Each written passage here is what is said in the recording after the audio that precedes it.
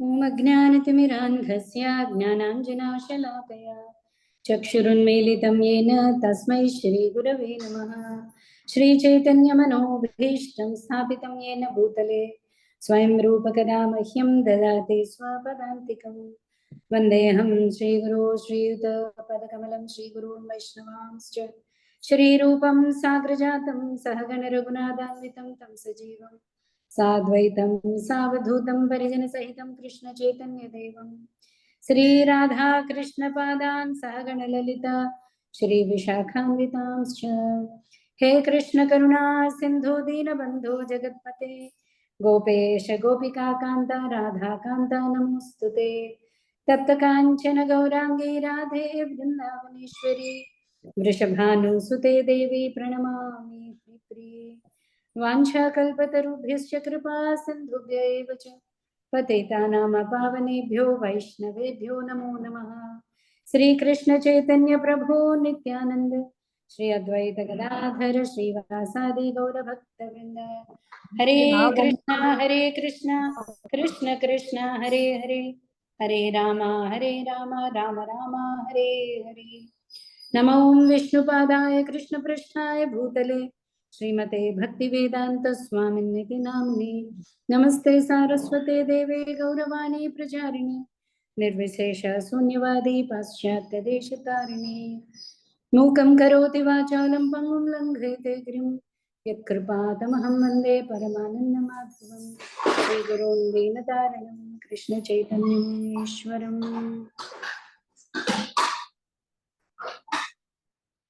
हरे कृष्ण। ओम नमो भगवते वासुदेवाय ओम नमो भगवते वासुदेवाय ओम नमो भगवते वासुदेवाय। नारायणं नमस्कृत्य नरं चैव नरोत्तमं देवीं सरस्वतीं व्यासं ततो जयमुदीरयेत्। नष्टप्रायेष्व भद्रेषु नित्यं भागवत सेवया भगवतुत्तमश्लोके भक्तिर्भवति नैष्ठिकी।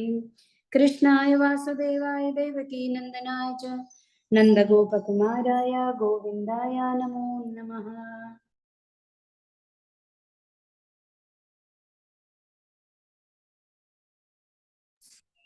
हरे कृष्ण अंडी। సో మనం వినిపిస్తుందా, క్లియర్గానే ఉందా? ఓకే. సో భాగవత మహాత్మ్యం చూస్తున్నాం మనం. ఓకే, భాగవత మహాత్మ్యంలో మొదటి అధ్యాయం చూసాం. నారదుల వారు బదరీకాశ్రమంలో సనక సనందాదుల్ని కలవడం.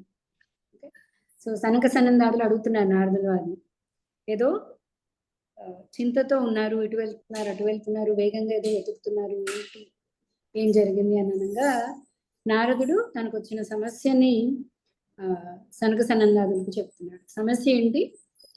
ఒకసారి అతను భక్తిదేవి ఆవిడ పుత్రులైన జ్ఞాన వైరాగ్యాలని ఒక దీన స్థితిలో చూశారు. ఏంటా దీన స్థితి? భక్తి యవ్వనంలో ఉంది, కానీ జ్ఞాన వైరాగ్యాలు ముసలి అయిపోయి లేవలేకుండా చాలా నీరసంగా ఉన్నారు వాళ్ళు. సో నారదుడికి ఆవిడ నారదుల వారికి తన పరిస్థితి ఎందుకు ఇలా వచ్చింది అని ఆవిడ అడుగుతోంది అనమాట. అడుగుతున్నప్పుడు నారదుల వారు ఏం చెప్తున్నారు, ఇది కలి ప్రభావం తల్లి, కలియుగంలో భక్తి జ్ఞాన వైరాగ్యాల గురించి పట్టించుకునే వాళ్ళు ఎవరు లేరు. సో అందుకనే ఇలా ఉంది. నువ్వు బృందావనం రాగానే నీకు యవ్వనం వచ్చింది, కానీ ఇంకా జ్ఞాన వైరాగ్యాలు ఓపిక వచ్చింది, కానీ వాళ్ళకి ఇంకా అంటే స్పృహలో ఉన్నారు, కానీ వాళ్ళు ఇంకా శక్తివంతులు కాలేదు. సో చింతించకు, నేను నీ సమస్యని పరిష్కరిస్తాను అని చెప్తున్నాడు అన్నమాట. ఓకే, సో భక్తిదేవి చెప్తోంది, నారదులు వారిని ప్రార్థిస్తుంది, నువ్వు భక్తికి ప్రతిరూపానివి, ధ్రువుణ్ణి ప్రహ్లాదుణ్ణి ఎంతో మందిని నువ్వు భగవంతుడికి చేర్చావు, సో నా సమస్యను కూడా మీరు తీర్చండి అని ఓకే. సో ఇవాళ రెండవ అధ్యాయం ఉంది. భక్తి యొక్క దుఃఖాన్ని తొలగించుటకు నారద మహర్షి ప్రయత్నించడం. సో నారదుడు చెప్పండి, బాల నీవు ఎందుకు ఇంతగా దుఃఖించుచుంటివి? అయ్యో వేలగా వాగుచుట వ్యర్థం కదా. దుఃఖమును కట్టిపెట్టి నీవు భగవంతుడు శ్రీకృష్ణుని చరణ కమలములను ధ్యానించుము, అంతే ఇక ఆయన కృప చేత నీ దుఃఖం అంతయు దూరమైపోయింది. ఏ దుఃఖమైనా సరే, దుఃఖం ఎంత పెద్దది అవ్వచ్చు, భౌతిక ప్రపంచంలో సాగరం అంత దుఃఖం కూడా ఉండొచ్చు, భాగవతం ఏం చెప్తోందంటే సముద్రం అంత దుఃఖం కూడా ఎప్పుడైతే భగవంతుడి భక్తి యందు మనం ఉన్నామో అది చిన్న ఆవు దూడ యొక్క గిట్ట అంత చిన్నగా అయిపోతుంది. ఓకే, ఇది ఒక మ్యాజిక్ సముద్రం. ఎవరైనా మ్యాజిక్ చేసి మంత్రం తంత్రంతో సముద్రం దాటించగలరు. కానీ భాగవతం ఎలాంటి మ్యాజిక్ అంటే సముద్రం చిన్నగా అయిపోతుంది, ఇంత చిన్నగా అయిపోతుంది. ఎవరు చిన్న పిల్లవాడైనా దాటేయగలరు. సో ఏ దుఃఖం వచ్చినా సరే మనం భాగవతం నిండా చూస్తాం.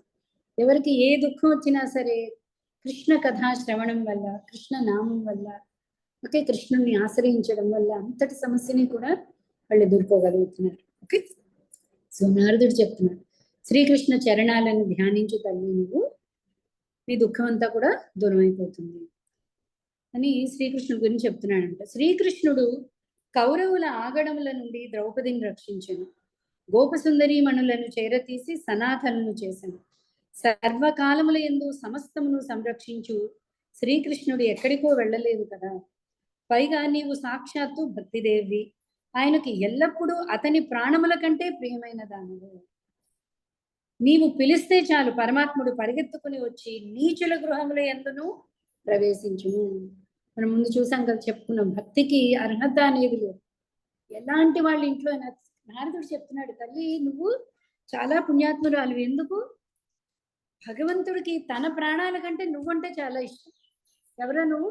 భక్తి. సో నువ్వు పిలిస్తే ఎలాంటి గృహాల్లో అయినా వాళ్ళకి అర్హత ఉందా లేదా, ఓకే, మంచి జన్మ నీచ జన్మ అని కూడా ఆలోచించకుండా కృష్ణుడు నువ్వు పిలిచిన చోటికి పరిగెత్తుకుని వస్తాడు. సత్యయుగము, త్రేతాయుగము, ద్వాపరయుగము అని 3 యుగములందు జ్ఞానము వైరాగ్యము ముక్తికి సాధనలై ఉన్నవి. కానీ కలియుగమునందు కేవలము భక్తి బ్రహ్మ సాయుధ్యమును పొందుటకు ముఖ్య సాధన. ప్రస్తుత సమస్య అంతా ఎక్కడొచ్చిందంటే కలియుగం వల్ల. ఓకే, సో ముందు యుగాల్లో జ్ఞాన వైరాగ్యాలతో ఈ సంసారం నుంచి బయటపడేవాడు, కానీ కలియుగంలో నువ్వొక్కదే దిక్కు అని చెప్తున్నాడు నారదుడు. అని ఈ విధంగా నిశ్చయించిన పరమానందుడు, చిన్మయుడు, జ్ఞానస్వరూపుడైన శ్రీహరి తన సత్యస్వరూపముతో నిన్ను సృష్టించను. పరమ సౌందర్యవతి అగు నీవు శ్రీకృష్ణుని ప్రియురాలైతివి.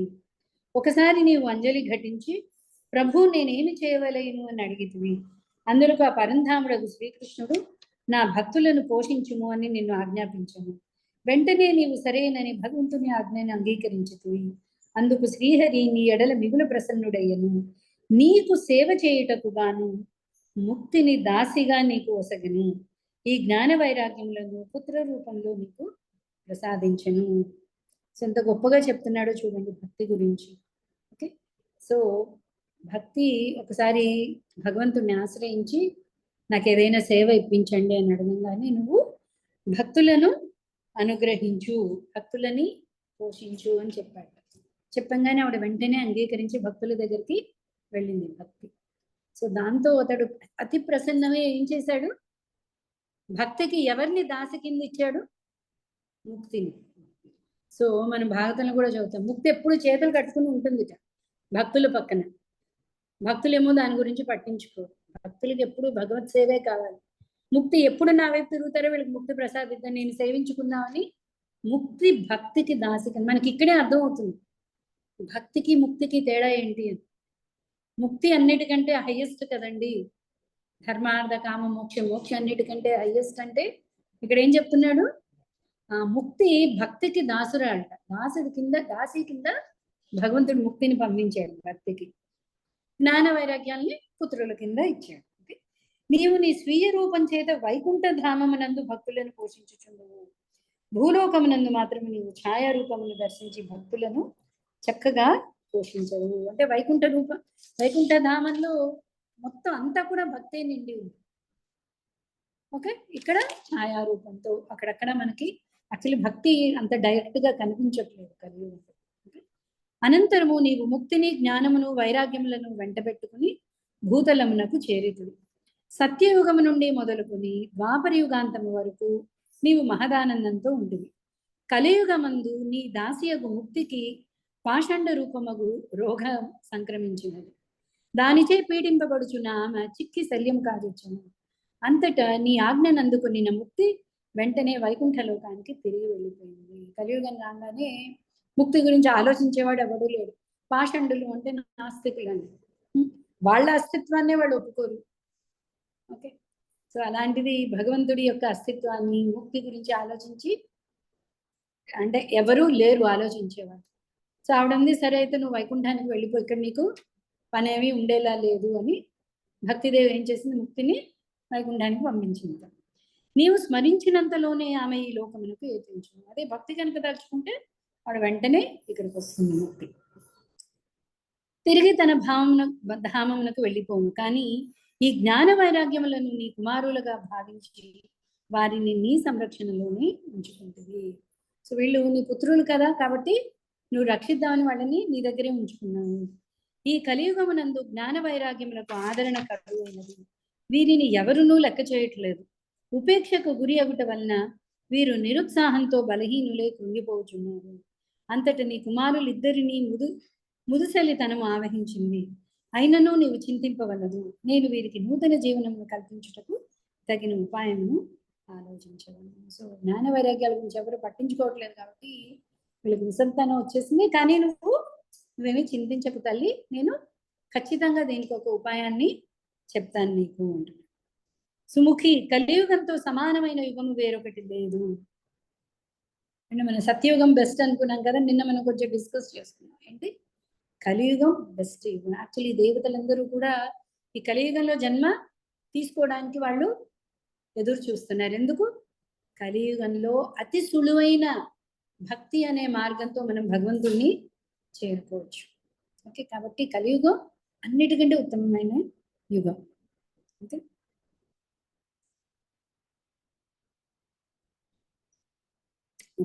కావున ఈ యుగమునందే ప్రతి ఇంటిలో ప్రతి వ్యక్తి యొక్క హృదయమునందు నిన్ను నేను ప్రతిష్ఠించదను.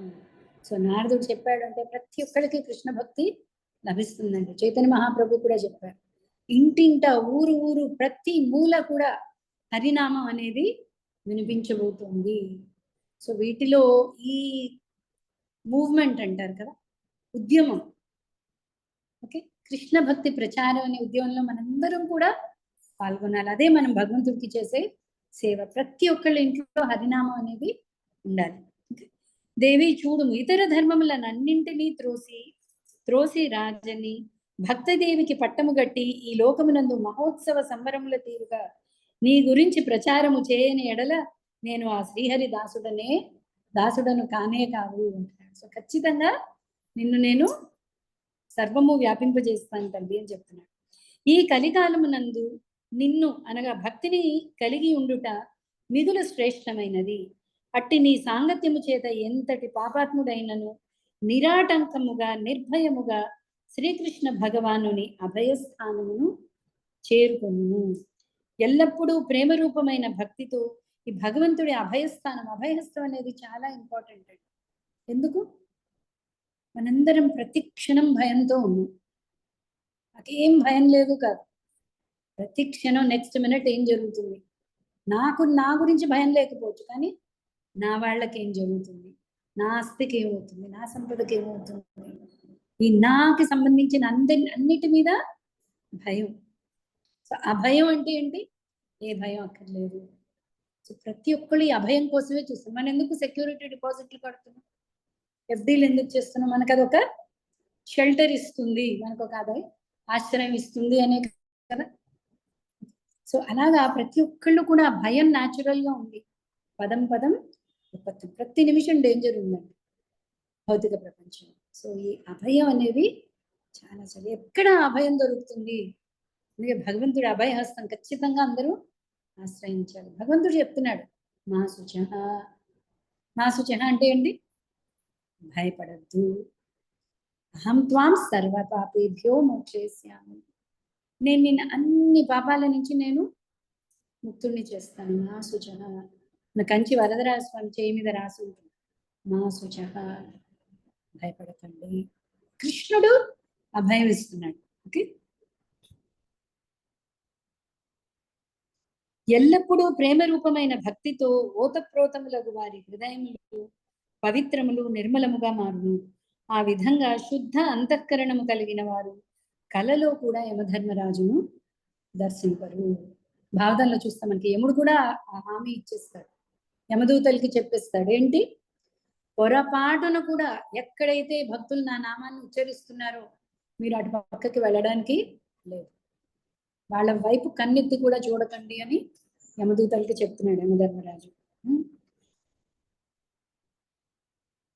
భక్తి ప్రవాహముతో ఉరకలు వేయునట్టి చిత్తము కలిగిన వారిని ప్రేతములు గాని, భూతములు గాని, రాక్షసులు గాని, దైత్యులు గాని స్వప్నమునందైనను సృజింపజాలరు. భగవంతుడు తపస్సు, వేదాధ్యయనము, జ్ఞానము, కర్మలు మొదలగు ఏ సాధనము చేతను వసుడు కాడు, కానీ కేవలము భక్తి చేతనే అతను వశము కాగలడు. ఇందుకు గోపికలే ప్రమాణము. మనకి భగవద్గీతలో శ్లోకం వస్తుంది. వేదాలు చదవడం వల్ల కానీ, యజ్ఞాలు చేయడం వల్ల కానీ, దానం కానీ, తపస్సు చేయడం కానీ, వీటన్నిటి చేత వచ్చే ఫలితాలు భక్తుడికి ఆటోమేటిక్ గా కలుగుతాయి. ఏంట శ్లోకం ఏంటి? వేదేషు యజ్ఞేషు తపస్సు చైవ దానేషు యత్పుణ్య ఫలం ప్రతిష్టం అత్యేతి తత్సర్వమిదౌ విదిత్వా. అదేనా? యోగి పరం స్థానం ఉపైతి చాద్యం. వేదం, యజ్ఞం, దానం, తపస్సు ఇవేవి కూడా, అంటే ఇవేవి చదివట్లేదే మనం, వీటి ఫలితాలన్నీ ఆటోమేటిక్ గా యోగి పరం స్థానం ఉపైతి చాద్యం. యోగి అంటే ఇక్కడ భక్తుడు. ఒక భక్తుడికి ఆటోమేటిక్ గా అవన్నీ సిద్ధిస్తాయి. ఓకే, ఇందుకు గోపికలే ప్రమాణం. గోపికలు ఏం వేద పఠనం చేయలేదు, వేద పఠనం చేయలేదు, యజ్ఞాలు చేయలేదు. నార్మల్ అంటే ఒక సాదా సీదా గొల్లవాళ్ళు, కేవలం పాలు పితకడం, పాలు వ్యాపారం, గోల్ని పోషించడం అంతే. వాళ్ళకి పనులు ఇంకేం లేవు, పెద్ద పెద్ద చదువులు, మంత్రాలు ఏమీ తెలియవు వాళ్ళకి. కేవలం భక్తికి. ఎంత భక్తి అంటే ఏం చెప్పాడు కృష్ణుడు? నేను మీరు చెప్పిన మీ భక్తికి నేను ప్రతిస్పందించలేకపోతున్నాను, కాబట్టి నేను మీ ముందు దాసోహం ఉంటున్నాను, మీరేం చెప్తే చేస్తాను. గోపికలు చెప్పారు, కృష్ణ నువ్వు చాలా అల్లరి ఎక్కువైపోయింది, నువ్వు ఆడమ్మాయి వేషం వేసుకుని డాన్స్ చేయాల్సిందే. వేసుకుని చేసాడు, చీర కట్టుకుని. మరి గోపికలు చెప్తున్నారు చేయాల్సిందే. భక్తికి వసుడు భగవంతుడు. ఇవి యజ్ఞదాన తపస్సు ఇవేవి కూడా అర్హత కాదు. ఓకే, మానవులకు అంత సులభంగా భక్తి అలవడదు. ఎన్నో వేల జన్మల నుండి సంపాదించిన పుణ్యఫలం యొక్క ప్రభావం వల్లనే భక్తి మార్గం నందు అనురక్తి, ప్రీతి కుదురుకొనును. కలియుగం నందు తరించుటకు ఒకే ఒక్క సాధనం కలదు, అదే భక్తి. అట్టి భక్తికి పరవశించి ఆ కృష్ణ పరమాత్ముడే స్వయంగా మన ఎదుట సాక్షాత్కరించు. భక్తి అను పేరుతో కొందరు మోసం చేయుచుందురు, అట్టి ద్రోహులు ముల్లోకముల యందు దుఃఖమునే పొందెదరు. పూర్వకాలమునందు దూర్వాస మహర్షి భక్తులను నిందించును, తత్ఫలితముగా కడగండ్ల పాలయ్యును. సో మనం అనుకుంటాం భక్తుడిని నిందిస్తే భక్తుడు సహిస్తాడు, భక్తుడు ఓర్చుకుంటాడు.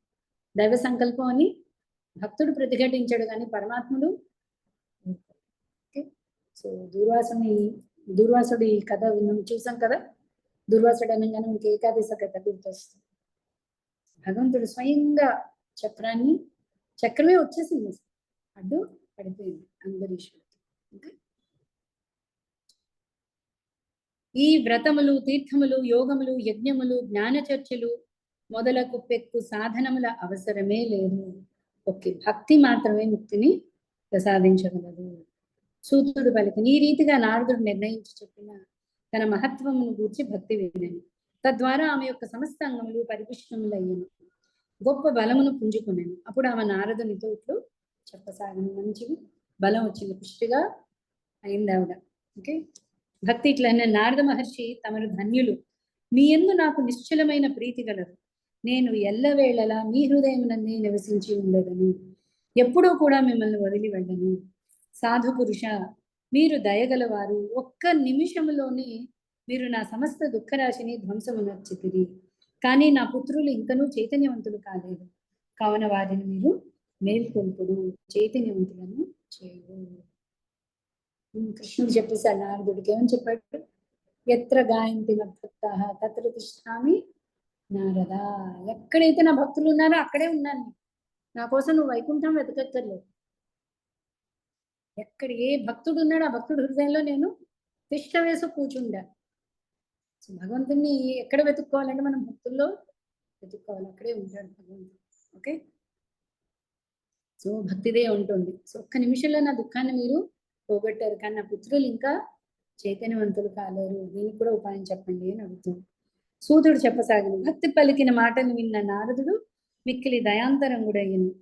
వెంటనే ఆయన వారిని తన చేతితో నెమ్మదిగా అటు ఇటు కదిలించుచు మేల్కొల్పసాగిన. అనంతరము ఆయన వారి చెవుల దగ్గర తన నోటితో బిగ్గరగా ఇట్లు పలికింది, జ్ఞానమా శీఘ్రంగా మేలుకొనుము, వైరాగ్యమా త్వరగా మేలుకొనుము. అటు మీదట ఆయన వేద ధ్వనుల చేత, వేదాంత ఘోష చేత, గీతా పఠనము చేత మాటి మాటికి వారిని మేల్కొల్పండి. ఇట్టి మేల్కొల్పల వల్ల వారు ఏదో ఒక విధంగా మిక్కిలి బలవంతంగా లేచిరి, కానీ మిగుల బద్ధకం వల్ల వారు తమ కన్నులు విప్పి చూడలేకుండిరి. మాటి మాటికి ఆవలించి చూడిరి. వారి శరీరములు పాలిపోయినవి, కొంగల వల్లే తెల్లనైపోయినవి. వారి అవయములు అన్నీను ఎండిపోయిన కట్టెల వలె విహీనములై గట్టిపడి ఉండదు. సో నారదుడు ఏం చేశాడు, ఆ భక్తి వైరాగ్యాలు జ్ఞాన వైరాగ్యాల దగ్గరికి వెళ్ళి చెవుల్లో వేదాల్ని పఠించాడు, వేద మంత్రాలను పఠించాడు, భగవద్గీత పఠించాడు. సో దాంతో వాళ్ళకి మెలకు వస్తుంది, కానీ మళ్ళీ జారుకుంటున్నారు. ఓకే, ఆకలి తప్పుల చేత వారు మిక్కిలి బలహీనులైండిరి. అందువల్ల వారు మరలా నిద్రలోనికి జారుకునేది.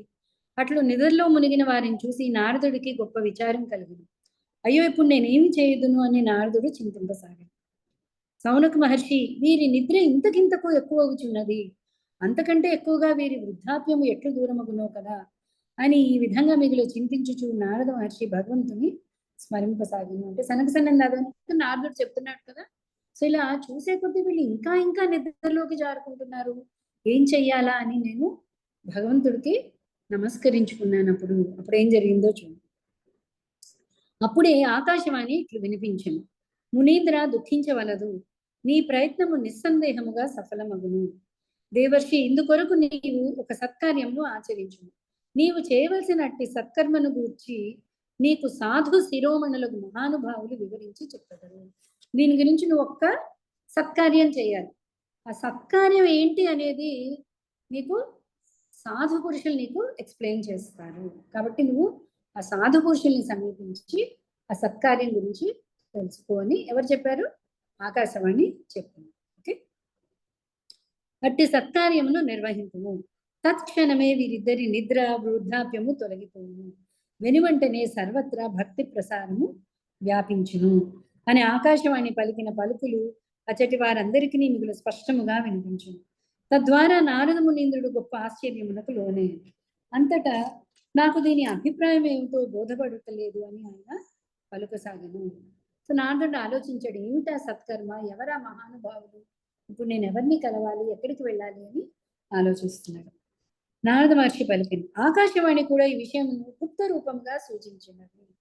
ఆ సాధనం ఏమిటి, దాన్ని ఎట్లు ఆచరించవలను, దేని వల్ల వీరి కార్యము సిద్ధింపగలదు అని స్పష్టంగా చెప్పలేదు. ఆవిడేం చెప్పింది, మహానుభావుల్ని ఆశ్రయించు, వాళ్ళు నీకు ఆ సత్కర్మ గురించి చెప్తారు, ఆ సత్కర్మ నువ్వు నిర్వహించు అని. ఏమిటి ఆ సత్కర్మ అనేది ఆవిడ గుప్తంగా ఉంచేసింది. ఇప్పుడు ఎలాగా అని ఆలోచిస్తుంది. ఆ సత్పురుషులు ఎట్లు లభించెదరో కదా, ఆ సాధనమును వారు ఎట్లు తెలిపెదరో, ఆకాశవాణి పలికిన దానికి అనుగుణంగా నేనేమి చేయవలైనో కదా అని నారదుడు పరిపరి విధముల యోచింపసాగిను. ఆలోచిస్తున్నాడు, ఏం చేయాలి, అయితే వాళ్ళు ఏం చెప్తారు, నేనేం చేయాలి అని ఆలోచిస్తున్నాడు. సూతుడు చెప్పాను, సౌనక మహర్షి అంతటా జ్ఞాన వైరాగ్యములు రెండింటినీ అక్కడే వదిలిపెట్టి నారదుడు వెళ్ళిపోయాను. ఆయన ఒక్కొక్క పుణ్యక్షేత్రమును దర్శింపసాగను. మార్గ మధ్యమునందు తాను చేరిన పుణ్యక్షేత్రమునందు చాలా మంది మునీశ్వరులను కలిసాను. అట్లు కలిసిన వారందరినీ ఆ సాధన గురించి ఆయన అడగసాగాను. సో ఆకాశవాణి చెప్పినట్టు ఇప్పుడు మహాత్ముల్ని వెతకాలి. మహాత్ములు ఎక్కడ ఉంటారు? పుణ్యక్షేత్రాల్లో ఉంటారు. వాళ్ళకి భౌతిక ప్రపంచంతో పని లేదు. సో పుణ్యక్షేత్రానికి ప్రతి ఒక్కళ్ళు క్షేత్ర దర్శనం ఎందుకు చేసుకోవాలి? పాపాలు పోవడానికి కాదు, పాపాలు ఆటోమేటిక్ గా పోతాయి. క్షేత్ర దర్శనంలో సాధు పుంగవుల యొక్క సాంగత్యాన్ని వెతుక్కోవాలి. దానికోసం మనం క్షేత్రానికి వెళ్ళాలి. ఆయన చెప్పినట్టు సంగతిని అందరూ వినిచుండిరే కానీ అతని విషయంలో గురించి ఎవరు కూడా నిశ్చితమైన సరియగు సమాధానము చెప్పలేకపోయేది. కొందరు అది అసాధ్యమని తెలిపిరి, ఇంకొకరు అందుకు సరైన సమాధానము తెలుపుటే కష్టమనేది. సో ఇలాగా నారదుడు కలిసిన వాళ్ళందరినీ అడుగుతున్నాడు. అందరూ కూడా కొంతమంది ఇది చాలా కష్టం అంటున్నారు, కొంతమంది అసలు ఇది అసాధ్యం అంటున్నారు. సో అలా అన్ని వెతుకుతూ ఇక్కడ స్కిప్ చేస్తున్నానండి. వెతుకుతూ నారదుడు బదరికాశ్రమాన్ని చేరుకున్నప్పుడు సనక సనందాదుని అతను కలిశాడనమాట. సో నారదుడు వచించిన, మహాత్ములారా, ఈవేళ మీ యొక్క సాంగత్యము లభించుట నా యొక్క మహద్భాగ్యముగా తలంచదను. మీరు నా మీద దయ చూపి శీఘ్రముగా ఆకాశవాణి తెలిపిన సత్కార్య సాధనను గురించి తెలుపగలరు. మీరందరూ గొప్ప యోగులు, బుద్ధిమంతులు, విద్వాంసులు. మీరు చూచుటకు ఎల్లప్పుడూ 5 ఏళ్ల ప్రాయము గల బాలకుల వలె కనిపెట్టెదరు. కానీ మీరు పూర్వులకు కూడా పూర్వజులు. ఫస్ట్ బ్రహ్మ సృష్టి, భగవంతుడి సృష్టి కలిపి వచ్చిన వాళ్ళు ఎవరు అంటే సనక సనందాలు. వీళ్ళు నలుగురు కూడా అందరికంటే పెద్దవాళ్ళు, కానీ నిత్యము 5 ఏళ్ల పిల్లలే, వాళ్ళు అంతకంటే పెరగలేదు. కుమారులు, వాళ్ళందరినీ కుమారులు, సనక సనందాది కుమారులు. ఓకే, ఎల్లప్పుడూ హరికీర్తన యందు తత్పరులైందురు. భగవంతుని లీలామృతము రసాస్వాదనమునందే మునకలు వేయుచు ఉన్మత్తులైందురు.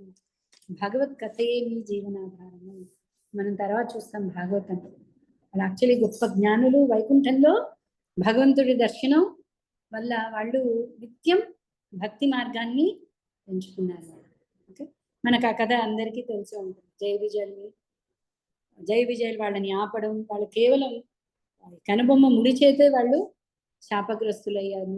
వైకుంఠం నుంచి వాళ్ళు రాక్షసులుగా జన్మించారు. అవన్నీ మీకు తెలిసి ఉంటుంది. మనం భాగవతం చదివే కొద్దీ డీటెయిల్డ్గా దాని గురించి చదువుకున్నామండి. సో నారదుడు చెప్తున్నాడు, నేను చేసుకున్న పుణ్య విశేషము వలననే ఇప్పుడు నాకు మీ దర్శనం అబ్బినది. నేను మిక్కిలి దీనుడను, మీరు సహజమైన దయామయులు, కావున మీరు నన్ను తప్పక కరుణించవలను అని అడుగుతున్నాడు. అసలు ఆకాశవాణి మాటలకి అర్థం ఏంటి, పరమార్థం ఏంటి, నేను చేయాల్సిన సత్కర్మ ఏంటి, మీరైతే ఖచ్చితంగా చెప్పగలరు, అదేంటో నాకు సెలవు ఇవ్వండి అని అడుగుతున్నాడు. సో ఎలాగే ఈ భక్తి జ్ఞాన వైరాగ్యాలకి ఎలా నేను వాళ్ళకి పూర్వస్థితిని ఎలా నేను తీసుకురాగలను అని అడుగుతున్నాడు. సనక సనందాదులు ఇచ్చి వచించి, దేవర్షి మీరు చింతింపవలదు, ప్రసన్న మనస్కులు కండు, వారిని ఉద్ధరించుటకు ఒక సులువైన ఉపాయం ఉన్నది. అది ఈనాటిదేమీ కాదు, కొత్తది అసలే కాదు, అది పురాతన కాలము నుండియే ఆచరింపబడుచున్నది. మనకి చాలా ఈజీ మార్గం ఒకటి ఉంది, కొత్తదేం కాదు, అది ఎప్పటి నుంచో ఎంతో మందిని అది ఉద్ధరించింది. అదేమిటో చూద్దాం. నారద మునీంద్ర తమను ధన్యులు, వైరాగ్యవంతులకు అగ్రేసరులు, శ్రీకృష్ణ భక్తులకు సర్వదా మీరే దర్శకులు. అంతేగాక భక్తి యోగమునకు భాస్కరుని వంటి వారు. భక్తిని గూర్చి మీరు చేయునట్టి ప్రయత్నము తమకు వింతను కలిగించునని తలంపవలదు. భక్తిని సముగ్రముగా స్థాపించుటయే భగవద్భక్తులకు సర్వదా సముచితమైనది. ఓకే, ఇది మనకి ఇంపార్టెంట్ అండి. ఇది విని విని విని మనకి ఆకలింపు చేసుకోవాలి. ఈ లోకమునందు పరమాత్మను పొందుటకు గాని ఋషులు అనేక మార్గములను వెలయించిరి, కానీ అవి అన్నీను కష్టసాధ్యములే. వాటి ఫలితము కూడా చాలా వరకు స్వర్గమును ప్రాప్తింపజేయుటయే అని గమనించును. చాలా మంది చాలా మార్గాలు చెప్పచ్చు, కష్టాలు పోగొట్టడానికి కానీ, బాధల నుంచి బయటపడడానికి కానీ అవన్నీ కూడా ఒకటి కష్టసాధ్యం, ఇంకొకటి అవి తాత్కాలికము. ఎందుకు అంటే మహా అంటే అవి పైలోకాల వరకు తీసుకెళ్ళగలరు, కానీ పై లోకాలే కూడా అసలు శాశ్వతం కాదు. కాబట్టి పర్మనెంట్. నిజంగా తెలివైన వాడు ఏం చేస్తాడు, దాని పూర్తి పరిష్కారం ఏంటి అనేది ఆలోచిస్తాడు. ఇది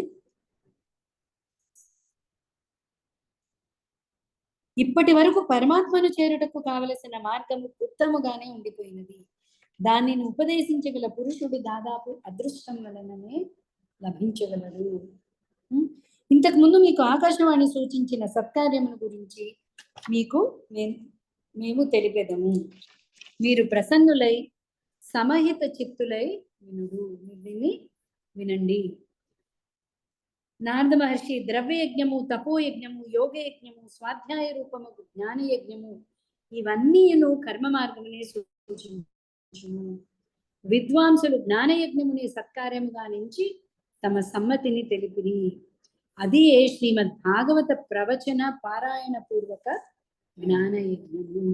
సత్కార్యము ఏంటి అంటే అన్ని కార్యాల్లోకి జ్ఞానయజ్ఞం ఉంటుంది. ఆ జ్ఞానయజ్ఞం అంటే దేని గురించి? కేవలం శరీరం ఆత్మ గురించి యొక్క జ్ఞానం కాదు, పరమాత్మని మనకి సంధింపచేయగల జ్ఞానం అని. అదే భాగవత జ్ఞానయజ్ఞము. అంటే భాగవత పఠనం కానీ శ్రవణం కూడా ఒక యజ్ఞం కింద తీసుకోవాలండి. అంటే ఎంత నిష్ఠగా యజ్ఞం ఆచరిస్తాము, భాగవత శ్రవణం కూడా అంత శ్రద్ధతో. మనం భాగవతాన్ని పక్కన అంటే కొంచెం పోస్ట్పోన్ చేసి మహాత్మ్యం గురించి ఎందుకు వస్తున్నాం అంటే మనందరం కూడా ఒక యజ్ఞాన్ని చేపట్టాం, భాగవత మహాయజ్ఞం. ఓకే, దాన్ని అంత శ్రద్ధతో అంత నిష్ఠతో మనం ఆచరిస్తే మనకి దాని ఫలితం అతి శీఘ్రంగా మనకి వస్తుంది. ఓకే, అదే శ్రీమద్ భాగవత ప్రవచన పారాయణ పూర్వక జ్ఞానయజ్ఞం. దానిని శ్రీ సుఖ మహర్షి మొదలగు మహానుభావుడు జ్ఞానం చేసిరి. భాగవత కథను వినుట తోడనే భక్తి జ్ఞాన వైరాగ్యములకు గొప్ప బలం చేకూరును. తద్వారా వారి కష్టములు తొలగిపోవును, భక్తికి ఆనందం లభించును. సింహగర్జన వినినంతనే తోడేలు పారిపోయినట్లు శ్రీమద్ భాగవత ధ్వని చేత కలియుగమునందలి సమస్త దోషములు తొలగిపోవును. సింహం అక్కడెక్కడో గర్జన చేస్తే తోడేలు ఇక్కడ పారిపోతుంది. అలాగా భాగవతం అనే ధ్వని వినంగానే సర్వ అమంగళాలు పక్కకి వెళ్ళిపోతాయి. ఓకే, దోషాలన్నీ తొలగిపోతాయి. అప్పుడు ప్రేమ రసమును ప్రవహింపజేయు భక్తి జ్ఞాన వైరాగ్యములను తన వెంట నీడుకుని ప్రతి ఇంటి యందును ప్రతి వ్యక్తి యొక్క హృదయం నందును తాండవించును. గొప్పగా జ్ఞాన వైరాగ్యం ముక్కలేదు. జ్ఞాన వైరాగ్యం ఆటోమేటిక్గా పుష్టిని పొందుతాయి, ఆటోమేటిక్గా ఆనందం వస్తుంది. ఈ రెండు కూడా కావాలి. ఓకే, గోపికల గురించి కూడా మనం చెప్పు. గోపికలకి జ్ఞానం ఉందా లేదా అండి? గోపికలకి జ్ఞానం ఉందా లేదా? జ్ఞానం అంటే ఏంటి?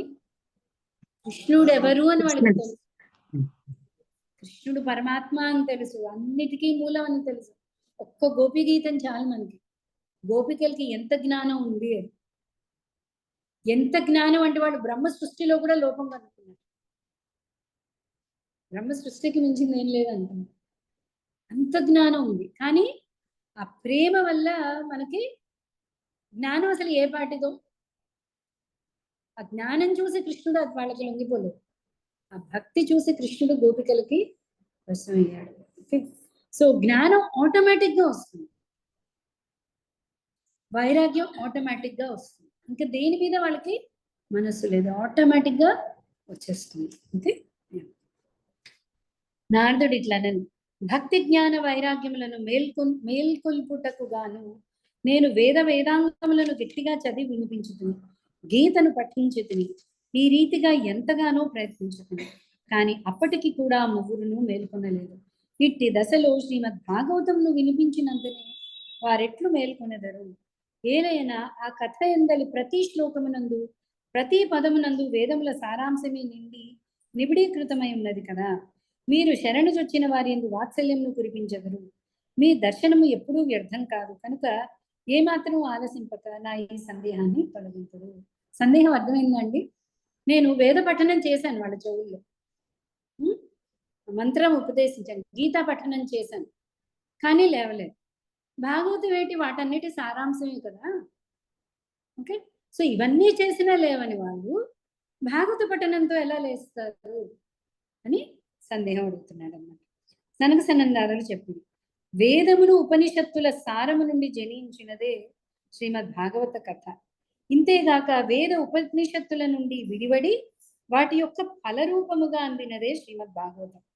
కావున ఇది మీది మిక్కిలి ఉత్తమమైనదిగా భావించబడినది. చెట్టు యొక్క వేరు నుండి మొదలుకుని కొమ్మల కొసల వరకు రసము నిండి ఉండును, కానీ ఆ రసమును చెట్టు యొక్క అన్ని భాగముల నుండి ఆస్వాదింపజాలను. అయితే ఆ చెట్టుకే ఒక ప్రత్యేకమైన ఫలముగా ఏర్పడినప్పుడు లోకములోని జనులందరికీ అది ఎంతయో నోరూరించినదై ఇష్టమైనదై కమ్మగా ఆస్వాదయోగ్యమగును. అంటే ఎంత ఇలా విడదీసి చెప్పేశారండి విషయాన్ని. మనం అది తెలుసుకోవడం ఎంత బాగా చెప్తున్నది. మామిడి చెట్టు ఉంది, మామిడి చెట్టుకి ఎక్కడి నుంచి వచ్చింది? మామిడి చెట్టు మొత్తం రసం ఉంది అంతే కదా. వేళ్ల దగ్గర నుంచి వేళ్ళు బలంగా ఉండాలి, కాండం బలంగా ఉండాలి, ఆకులు బలంగా ఉండాలి, అక్కడి నుంచి పండు వస్తుంది. మరి ఆకు దగ్గర నుంచి ఆకు తిని చూడండి, మామిడాకు, అదే మామిడి పండు దాని యొక్క సారమంతా ఎప్పుడైతే పండు రూపంలో వచ్చేసిందో అప్పుడు ఆస్వాదించడానికి అనుగుణమైపోయింది. అలాగే వేదాలు, ఉపనిషత్తులు, నేను మీకు అదే చెప్పాను, వేదాలన్నిటికీ సారం వేదాంతం అయితే వేదాంతాలన్నిటికీ, వేదాంతం అనండి, ఉపనిషత్తులు అనండి, ఉపనిషత్తులన్నిటికీ సారం అంటే భాష్యమే శ్రీమద్ భాగవతం. బ్రహ్మసూత్రాలు, యాక్చువల్లీ బ్రహ్మసూత్రాలకి భాష్యం ఏంటి అంటే శ్రీమద్ భాగవతం. అంటే పూర్తి పండు రూపంలో వచ్చేసింది. ఇంకా మనం ఆ పండుని రుచి చూడడమే. కాబట్టి కరెక్టే, నువ్వు వేదాలు చదివావు, గీత పఠించావు, అన్నీ అయ్యింది, కానీ దాని సారం పండు కింద ఎప్పుడైతే నువ్వు ఇస్తావో అప్పుడు పుష్టి అనేది వస్తుంది. ఓకే, సో చాలా సింపుల్ అండి. అది కూడా భాగవతం. ఇంకోటి ఏంటి, చిలక కొట్టిన పండు, సుఖ మహర్షి నోటి ద్వారా వస్తున్న పండు, అది ఇంకా ఇంకా ఆస్వాదనీయం అనమాట. ఓకే, లోక జనులందరికీ అది ఎంతయో నోరీరించినదై ఇష్టమైనదై కమ్మగా ఆస్వాదయోగ్యమగును. ఓకే, అలాగే ఇంకొక ఎగ్జాంపుల్ కూడా చెప్తున్నారు. పాలలోనే నెయ్యి ఉండును, కానీ అదే నెయ్యి పాలతో కలిసి ఉండినప్పుడు దాని రుచి ఎట్లుండునో మనకు తెలియదు. పాలు తాగితే నెయ్యి రుచి తెలుస్తుందా? తెలియదు. అయితే పాలను కాచి తద్వారా నేతిని వేరుపరచినప్పుడే దాని అసలు రుచిని మనం అనుభవింపగలము. అప్పుడు అది దేవతలకు సైతము రుచికరముగా నుండును. చెరుకు గడకు ఇరువైపుల యందు మధ్య యందు కూడా చక్కెర వ్యాపించి ఉండదు, కానీ అదే చెరుకు గడ నుండి చక్కెరను వేరు చేసినప్పుడు ఆ చక్కెర తీయదనం మరింత కమ్మగా ఉండును. అట్లే ఈ భాగవత కథ కూడా అంతకంటే మరింత మధురంగా ఉండును. అందుకే వేదాలు చదివిన వేదాల యొక్క సారం తెలియాలి. అందుకే వేదైశ్చ సర్వైరహమేవ వేద్యో.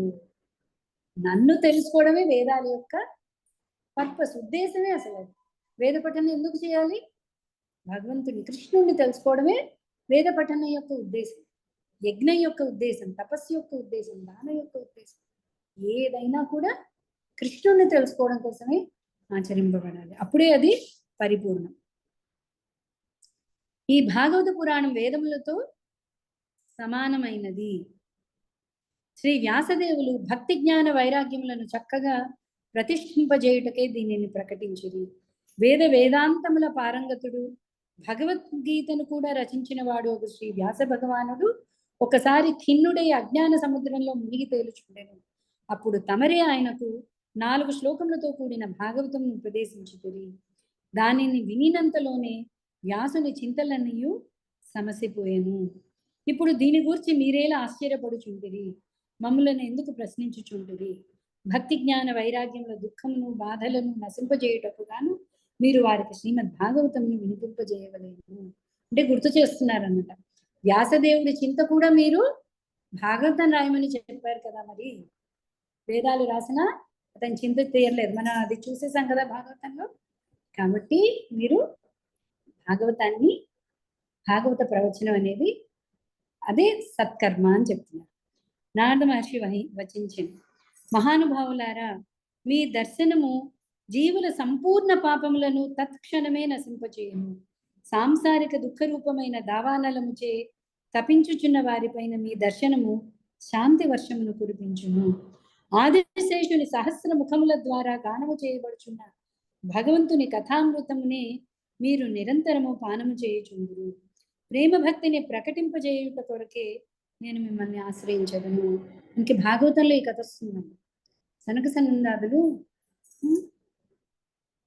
అన్ని లోకాలు దాటి కిందకి వెళ్ళి ఆదిశేషుని వాళ్ళు ఆశ్రయించి సంకర్షణుని, అతని ద్వారా శ్రీమద్ భాగవతాన్ని విన్నారు. మనకి ఎప్పుడు ప్రామాణికం కావాలి కదా. సో సనక సనందాదులు ఎవరి దగ్గర నుంచి విన్నారు? స్వయంగా ఆదిశేషుడి దగ్గర నుంచి. ఆదిశేషుడు ఏంటంటే ప్రతి లీలలోనూ ఆదిశేషుడికి భాగం ఉంది.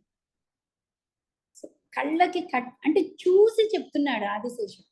అదే మనకి ఆదిశేషుడి యొక్క ఎందుకు యాక్చువల్లీ సనక సనందాదులు వెళ్ళినప్పుడు కూడా ఆదిశేషుడు తీవ్ర ధ్యానంలో ఉంటాడు, నిత్యం ధ్యానంలో ఉంటాడు. ఆదిశేషుడు ధ్యానంలో ఉంటాడు, కీర్తిస్తూ ఉంటాడు.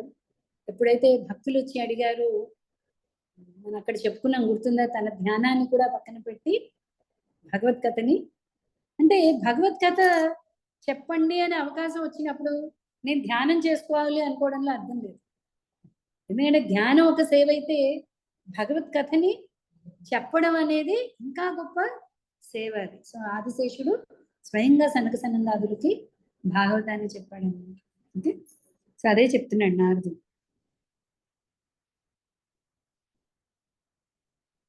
ఆదిశేషుని సహస్ర ముఖముల ద్వారా గానము చేయబడుచున్న భగవంతుని కథామృతమునే మీరు నిరంతరము పానం చేయుచుందురు.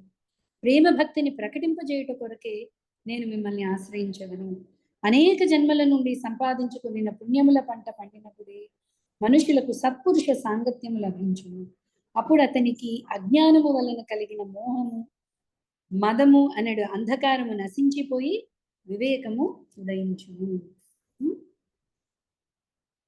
సో ఇప్పుడు నారదుడు చెప్తున్నాడు, సరే అయితే ఈ భాగవతానికి శుక శాస్త్రము అని కూడా ఒక పేరు ఉందండి. అంటే శుకుడు స్వయంగా చెప్పిన భాగవతం కాబట్టి సో నారదుడు అంటున్నాడు. కాబట్టి మీరు చెప్పినట్టు నేను భాగవత కథాశ్రవణ యజ్ఞాన్ని నేను నిర్వహిస్తాను.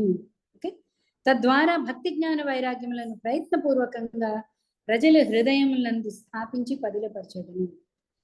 అయితే ఇంకొన్ని ప్రశ్నలు అడుగుతున్నాడు. ఈ యజ్ఞాన్ని నేను ఎక్కడ చేయవలను?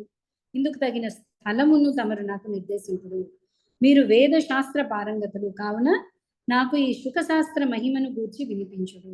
శ్రీమద్ భాగవత కథను ఎన్ని దినములలో వినవలయను, అట్టి దానిని వినునట్టి విధానమును ఆచరించే కర్తవ్యమును గూర్చి వివరింపగలను. అయితే ఇది మహాయజ్ఞం కింద చేయాలన్నారు కదా. ఓకే, స్పెషల్లీ కలియుగంలో వాళ్ళకి జీవితకాలము యజ్ఞము అంటే ముందే పక్కకు వెళ్ళిపోతారు. మాకు చాలా పనులు ఉన్నాయి కదా, మా వల్ల కాదు. ఓకే, సో దీని ఒక యజ్ఞం కింద ఎప్పుడు చేయాలి, ఎలా చేయాలి అంటే ఏదైనా క్లుప్తంగా చెప్పండి అని అడుగుతున్నాడు అన్నమాట. సనక సనందాదులు ఇట్లు వచించిరి. నారద మహర్షి విను, మీరు గొప్ప వినయపూర్వక వివేక సంపన్నుడు. మీరు కోరిన విషయములనన్నింటినీ వివరించదము. హరిద్వారము దగ్గర ఆనందవనము అని పేరు గల ప్రాంతం ఉన్నది. ఓకే, అచ్చట ఎందరో ఋషులు నివసించెదరు. దేవతలు సిద్ధపురుషులు కూడా దాన్ని సేవించుచుందరు. ఆ ప్రదేశము రకరకములైన వృక్షములతో తీగలతో దట్టమై శోభిల్లుచుండును. అక్కడ మీదు మిక్కిలి మృదువైన ఇసుక తిన్నలు ఇప్పుడిప్పుడే పరిచినట్లుగా ఉంది. ఆ ప్రాంతము ఎంతయో సుందరమైనది. అది ఏకాంత ప్రదేశము. ఆ ప్రదేశం అంతటా నిరంతరము బంగారు కమలములు పరిమళములను వెదజల్లుచుండును. ఆ చుట్టుపక్కల నివసించడు సింహములు, ఏనుగులు మున్నగు పరస్పర వైరుధ్యము గల మృగములు కలిసిమెలిసి తిరుగాడుచుండును. కానీ వాటి చిత్తములందు వైరభావం అసలే ఉండదు. ఆ ప్రదేశమునందు మీరు జ్ఞానయజ్ఞమును ప్రారంభించదు. అతడి స్థల మాహాత్మ్యము చేత అక్కడ జరిగే కథయందు అనాయాసముగానే అపూర్వ రసము ఉదయించును. తన కనుల ఎదుటనే బలహీనులై ముసలితనము చేత బక్క చిక్కుపడి ఉన్న జ్ఞాన వైరాగ్యములను తన వెంట నిడుకుని భక్తి కూడా అచటికి చేరుకును. ఎక్కడైతే భాగవత కథ జరుగుతుందో, ఓకే, సో దానికి సరైన భాగవత యజ్ఞాన్ని ఒక సరైన స్థలాన్ని ఎంచుకుని, ఇక్కడ వీళ్ళు చెప్తున్నారు హరిద్వారం దగ్గర ఆనందవనం ఉంది, అక్కడ మీరు ఈ యజ్ఞాన్ని నిర్వహించండి. ఎప్పుడైతే భాగవత కథా శ్రవణం అంటారో భక్తి జ్ఞాన వైరాగ్యాలను తీసుకుని ఖచ్చితంగా అక్కడికి వచ్చేస్తుంది. ఓకే, శ్రీమద్ భాగవత యొక్క కథా ప్రవచనము జరుగు ప్రతి చోటునకు భక్తి మునగు వారందరూ తమంత తాముగా విచ్చేయుదురు.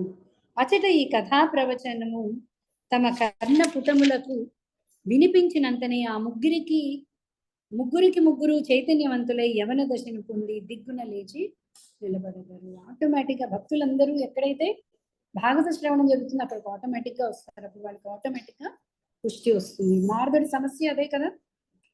సూత మహర్షి ఇట్లు పలికిన. ఈ విధంగా పలికిన సనక సనందాది మహర్షులు కూడా నారదుని వెంట బయలుదేరి శ్రీమద్ భాగవత కథామృతమును పానం చేయుటకు గాను సత్వరమే గంగా తీరమును చేరుకున్నది. సో ఇక్కడ ఇప్పుడు ఎవరు చెప్పబోతున్నారు భాగవత కథని? సనక సనందాదులు చెప్పబోతున్నారు భాగవత కథ. వాళ్ళు డైరెక్ట్ గా ఆదిశేషుడి దగ్గర నుంచి విన్న భాగవత కథని వాళ్ళు హరిద్వారంగా చెప్పబోతున్నారు. సో అక్కడికి ఎవరెవరు వస్తారో చూడండి. వారు గంగా తటమును చేరిట తోడనే భూలోకము, దేవలోకము, బ్రహ్మలోకము మొదలుగా అన్ని చోట్లను ఈ కథను గురించి ప్రచారము వ్యాపించెను. అందరూ ఈ కథను వినుటకే ఉత్సుకతను పొందిరి. శ్రీమద్ భాగవత కథామృతమును గ్రోలుట ఎందు రసజ్ఞులైన విష్ణు భక్తులందరూ భగవత కథామృతమును పానము చేయుటకై ప్రీతితో అందరికంటే ముందుగా వడివడిగా పరిగెత్తుకుని అచ్చటకు వచ్చి చూడిరి. ముల్లోకాల నుంచి భాగవత కథాశ్రవణం జరగబోతోంది అని గబగబా ఎక్కడి వాళ్ళు అక్కడే భక్తులందరూ కూడా వచ్చారనమాట. ఓకే. భృగువు, వశిష్ఠుడు, చవనుడు, గౌతముడు, మేధాతిథి, దేవలుడు, దేవరాతుడు, పరశురాముడు, విశ్వామిత్రుడు, శాకలుడు, మార్కండేయుడు, దత్తాత్రేయుడు, పిప్పలాదుడు, యోగేశ్వరుడైన వ్యాసుడు, పరాశరుడు, ఛాయాసుకుడు, జాజలి, జహ్నువు మొదలగు ముఖ్యులైన మునిగణముల వారందరూ తమ తమ పుత్రులతో, శిష్యులతో, స్త్రీలతో కూడి ఎక్కువ మక్కువతో అచటకు వచ్చింది. వీరేగాక వేదములు, వేదాంతములు అనబడు ఉపనిషత్తులు, మంత్రములు, తంత్రములు, 17 పురాణములు, 6 శాస్త్రములు ఇవన్నీ రూపములను ధరించి అచ్చటికి చేరి ఉండిరి. మనం యాక్చువల్లీ మొదటి కథ నుంచి మీకు డౌట్ వచ్చిందా? అసలు భక్తి ఏమిటి, ఒక స్త్రీ రూపం తీసుకోవడం ఏమిటి, మాట్లాడడం ఏమిటి? ఓకే. ఆధ్యాత్మిక ప్రపంచంలో ప్రతి ఒక్కటి కూడా ఒక వ్యక్తిత్వం. నామ ప్రభువు అంటాం. నామాన్ని ఆశ్రయించండి, నామ ప్రభువు మీకు అభయాన్ని ఇస్తాడు. ప్రతి ఒక్కటి కూడా అస్తిత్వం ఉంది. ఓకేనా? సో వేదాలన్నీ మనం చూస్తాం, వేదాలన్నీ కూడా స్తుతి చేశాయి భాగవతంలో, శృతి గీతాలు అని చదివాము. ఓకే. వేదాలన్నీ ఒక రూపాన్ని ధరించి వచ్చి భగవంతుని స్తుతిస్తున్నాయి. అలాగా వేదాలు, వేదాంగాలు, ఉపనిషత్తులు అన్నీ కూడా అక్కడికి చేరుకున్నాయి. ఓకే. గంగా మొదలగు నదులు, పుష్కరములు మున్నగు సరోవరములు, కురుక్షేత్రము మొదలగు సమస్త క్షేత్రములు, సకల దిశలు, దండకాది అరణ్యములు, హిమాలయము మున్నగు పర్వతములు, దేవతలు, గంధర్వులు, దానవులు మొదలగు వారందరూ కథాశ్రవణమునకే అచ్చటికి వచ్చి చేరిరి. కొందరు మహర్షులు తమ గౌరవమును అడ్డు పెట్టుకుని అచ్చటికి రాలేకపోయారు. కొందరికి కొంచెం గర్వం ఉండిపోయింది, వాళ్ళు రాలేదు. అట్టి వారికి భృగు మహర్షి చక్కగా నచ్చజెప్పి వారిని అందరినీ తీసుకుని వచ్చాము. సో అందరు మహాత్ములందరూ కూడా ఆ భాగవత కథాశ్రవణం దగ్గరికి చేరారు. కథను వినిపించుటకై దీక్ష వహించిన శ్రీకృష్ణ పరాయణులైన సనక సనందాదులకు నారద మహర్షి ఉన్నతాసనములను సమకూర్చెను. అంతటి వారు ఆసనములందు విరాజమానులైరి. అప్పుడు అచటికి చేరిన శ్రోతలందరూ లేచి నిలబడి వారికి నమస్కరించిరి. ఇది ఎప్పుడు కూడా జరగాలండి.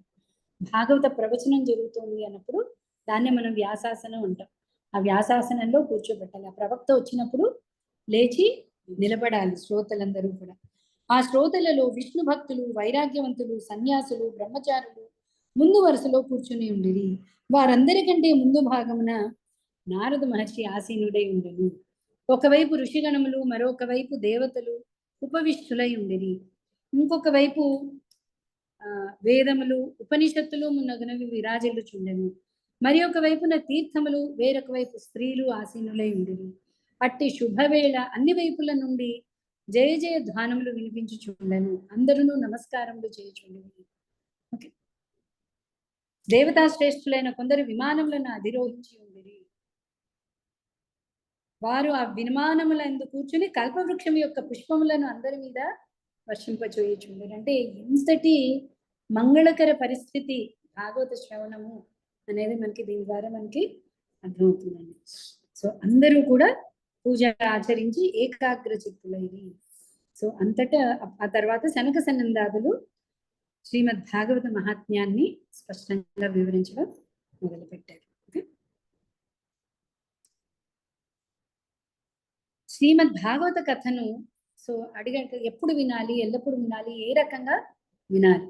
శ్రీమద్ భాగవత కథను ఎల్లప్పుడూ ఎల్లకాలములందు సేవించుచుండవలను. ఏంటది? నిత్యం భాగవత సేవయ, నిత్యం చేయాలి. ఓకే, ఆస్వాదించుచుండవలను. దీనిని వినినంతలోనే వారి హృదయమునందు శ్రీహరి చేరి విరాజిల్లుచుండను. తత్క్షణ, తను చదివాం కదా, తత్క్షణమే శ్రీహరి వాళ్ళ హృదయంలోకి ఎంటర్ అవుతాడు. ఓకే, ఈ గ్రంథమునందు 18,000 శ్లోకములు గలవు, 12 స్కందములు ఉన్నవి. శుకదేవునకును రాజుకు పరీక్షితునకు జరిగిన సంవాదం ఇది. ఇట్టి భాగవత శాస్త్రమును మీరు సావధానులై వినుడు.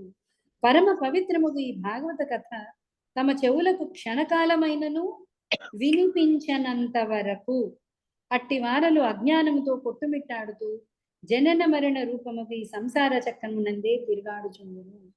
భాగవతం ఒక్క ముక్కైనా చెవిలో పడలేదు అంటే వాళ్ళు తిరుగుతూనే ఉంటారండి జనన మరణ చక్రంలో. ఓకే, అనేక శాస్త్రములు పురాణములు వినుట వలన కలిగడి లాభం ఏమిటి? తద్వారా వ్యర్థమైన భ్రమ వర్ధిల్లును కానీ భాగవత శాస్త్రము ఒక్కటే ముక్తిని ప్రసాదించదనని మేఘ గంభీరముగా ఎలుగెత్తి ప్రకటించుచున్నది. ప్రతి నిత్యము భాగవత కథను పఠించు వారి గృహము ఒక పుణ్యక్షేత్రమును. ఆ ఇంటిలోనున్న వారి పాపములన్నీ నశించిపోవును. వేల కొలది అశ్వమేధ యాగములు గాని, వందల కొలది వాజపేయ యజ్ఞములు గాని ఈ శుకశాస్త్రం యొక్క 16వ అంశమునకు కూడా సరి సమానము కాజాలవు. అంటే భాగవతంలో ఒక వంతుకి కూడా సరిపో మిగతా యజ్ఞాలని. జనులు శ్రీమద్ భాగవతమును చక్కగా శ్రవణము చేయవలను. వారు శ్రవణము చేయనంత కాలము వారి శరీరమునందలి పాపమును నశించకుండా అవి అటులనే నివసించి ఉండును. ఫలమును ప్రసాదించుటలో భాగవత శాస్త్ర కథకు దీటుగా గంగా, గయా, కాశీ, పుష్కరము, ప్రయాగ వంటి పుణ్యక్షేత్రము ఏవియు నిలవజాలవు. పరమగతిని పొందవలననేది కోరిక మీలో దృఢముగా ఉన్న ఎడల మీ నోటితో మీరు శ్రీమద్ భాగవతం నందలి ఒక్క శ్లోకమును లేదా సగము శ్లోకమును లేదా శ్లోక పాదమునైనను నిత్యముగా నియమపూర్వకంగా పఠింపవలేను. సో ఖచ్చితంగా భాగవతంలో శ్లోకాలను మనం నేర్చుకోవాలి, ప్రతి నిత్యము పఠించాలి. కనీసం ఒక్క శ్లోకం. ఫస్ట్ లైన్ ఏంటండి? ఓం నమో భగవతే వాసుదేవాయ. అది రాకుండా ఎవరికి ఉండదు కదా, అందరూ దాన్ని పఠించగలరు. అలాగే మనకి భాగవతం అనగానే ఫస్ట్ 3 శ్లోకాలు కూడా జన్మాద్యస్య ధర్మ ప్రోజిత నిగమ కల్పతరు. అలాగే మనకి ఎన్నో స్థుతులు, గొప్ప గొప్ప స్థుతులు ఉన్నాయి. భగవంతుడి యొక్క రూపవర్ణన ఉంది. ఇవన్నీ కూడా ఎవరి శక్తి కొలది అండి. ఎవరు ప్రెషర్ పెట్టుకోక్కర్లేదు, అమ్మో నాకు రాక్కర్లేదు, ఒక పాదమైనా కూడా చాలా ఉంటుంది. అయితే శక్తి కొలది మనం భాగవత శ్లోకాన్ని పఠించవచ్చు. ఓకే, నిత్యము నియమపూర్వకంగా పఠింపవలేను. ఓంకారము, గాయత్రి, పురుష సూక్తము, 3 వేదాలు, శ్రీమద్ భాగవతము, ఓం నమో భగవతే వాసుదేవాయ అను 12 అక్షరాల మంత్రము, 12 ఆకారములు గల సూర్య భగవానుడు, ప్రయాగ, సంవత్సర రూపమగు కాలము, బ్రాహ్మణుడు, అగ్నిహోత్రము, గోవు, ద్వాదశి తిథి, తులసి, వసంత ఋతువు, భగవంతుడైన పురుషోత్తముడు, వీటన్నింటి యందు ఎట్టి భేదమును పండితులు అంగీకరించరు. ఇవన్నీ కూడా ఒకటి. యాక్చువల్లీ ఏకాదశి తిథి కంటే ద్వాదశి తిథి ఇంకా మహాత్మ్యం అండి. ఓకే, ఆ ఏకాదశి ఫలితం అంతా ఇచ్చేది యాక్చువల్లీ ద్వాదశి తిథి. అందుకనే ద్వాదశి కూడా చాలా నిష్టగా ఆ ఏకాదశి తిథిని మనం ఆ పారణ టైంలో మనం దాన్ని ఏమంటారు, పారణం చేయాలి.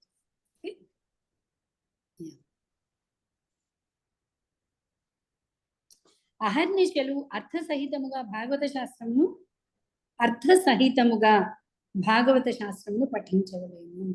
ప్రతి శ్లోకం నేర్చుకోవడం కాదు, దాని యొక్క అర్థాన్ని తెలుసుకోవాలి. అట్లు పఠించిన వారి యొక్క కోట్ల కొలది జన్మముల పాపరాశి నశించును. ఇందులో ఏమాత్రం సందేహానికి తావు లేదు. ప్రతి నిత్యము భాగవతం నందలి సగం శ్లోకమునో లేదా శ్లోకపాదమునో చదువు వ్యక్తికి రాజసూయ అశ్వమేధ యజ్ఞములు చేసిన ఫలం లభించును. నిత్యము భాగవతములు చదువుట, భగవంతుని ధ్యానించుట, తులసికి నీరు పోయుట, గోసేవ చేయుట అను ఈ 4 సమానములు. అంతిమ కాలమునందు శ్రీమద్ భాగవతం నందలి వాక్యములను వినువారి ఎడల ఆ పరమాత్ముడు ప్రసన్నుడగును. అట్టి వారికి ఆ గోవిందుడే వైకుంఠ ధామమును ప్రసాదించును. ఇది కూడా మనం డీటెయిల్గా భాగవతంలో చదువుతాం. అంత్యకాల హరినామ స్మరణ అనేది నిజంగా ఎవరికైనా పుణ్యము అవన్నీ కలిసి వచ్చాయి అంటే వాటన్నిటి యొక్క ఫలితం అంత్యకాలంలో భగవన్నామ స్మరణ వాడు చేయగలుగుతున్నాడా, వింటున్నాడా, అట్లీస్ట్ స్మరణ చేస్తున్నాడా, కీర్తన చేస్తున్నాడా, భాగవతాన్ని వింటున్నాడా, అన్నీ అసలైన వరం ఏంటి అంటే అది. ఓకే, ఎందుకు? దాంతో వైకుంఠధామం ఉంది. వైకుంఠధామం ఎలాంటిది? చింతామణి ప్రకర సద్మసు కల్ప వృక్ష. ప్రతి రాయి చింతామణి, ప్రతి వృక్షం కల్పవృక్షమే. సో అంతకంటే ఐశ్వర్యం ఎక్కడ ఉండదు. ఇంకొకటి ఏంటి, మనకి వైకుంఠంలో అన్ని కల్పవృక్షాలే, కానీ భక్తులందరూ ఏం కోరుకుంటున్నారు? కల్పవృక్షాలు మణులని కూడా పక్కన పెట్టి వాళ్ళు భగవత్ సేవ మనం చెప్పుకున్నాను కదా, లక్ష్మీదేవి తన చీర కొంగు తీసుకుని అక్కడ వైకుంఠంలో భవనం గోడలు తుడుస్తున్నారు ఆనందంతో. భగవత్ ప్రీతి కోసం ఆవిడ అక్కడ సేవ చేస్తుంది. ఓకే,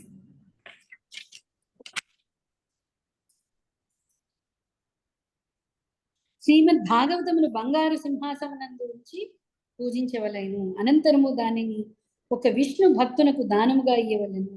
అట్టి మహానుభావుడు తప్పకుండా భగవంతుని సాయుధ్యమును పొందును. మనకి చాలా చోట్ల వస్తుంది భాగవత దానం ఇవ్వడం అనేది అన్నిటికంటే కూడా గొప్ప దానం. జన్మించిన నాటి నుండి తాను జీవించి ఉన్న కాలమునందు ఎప్పుడైనను చిత్తమును నిలిపి శ్రీమద్ భాగవత కథామృతమును మూర్ఖత్వంతో ఏ కొంచెమైనను పానము చేయని వాడు తన పుట్టుకను చండాలుని వలె గాడిద వలె వ్యర్థంగా పోగొట్టుకున్నాను. అట్టివాడు తన తల్లికి ప్రసవ వేదనను కలిగించుట కొరకే జన్మించును. అంటే పూర్తిగా జన్మ నిష్ఫలమైపోయింది.